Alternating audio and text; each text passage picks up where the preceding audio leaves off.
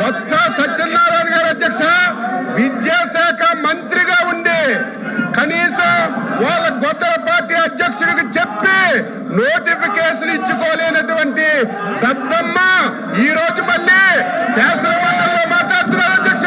నేను ఒక విషయాన్ని తమ దృష్టి తీసుకొస్తాను. అచ్చెన్నాయుడు గారు గ్రేట్ మినిస్టర్ గారు మాట్లాడారు. ఆయన మాట్లాడిన భాషను ఒకసారి చూడండి. ఆయన మాట్లాడుతూ బొత్స సత్యనారాయణ గారు దద్దమ్మ మనిషి మనిషి మనిషి మనిషి మనిషి మనిషి అధ్యక్ష అధ్యక్ష అధ్యక్ష మనిషి మనిషి మనిషి పెరిగితే బుద్ధి రాదు. ఎద్దులాగా వచ్చి ఎద్దులాగా ఎత్తితే మనకి వచ్చి తెలుగుతాడు రావు. భాష బాగోవాలి. ఎవరు దద్దమ్మో ఎవడు అమ్మోతులాగా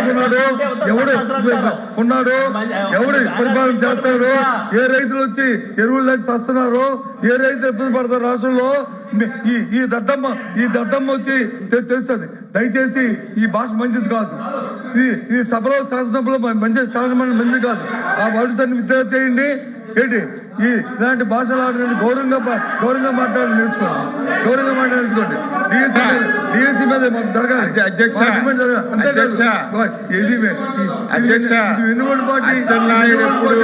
అచ్చెన్నాయుడు ఎప్పుడు అన్పార్లమెంట్ మాట్లాడదు అధ్యక్ష.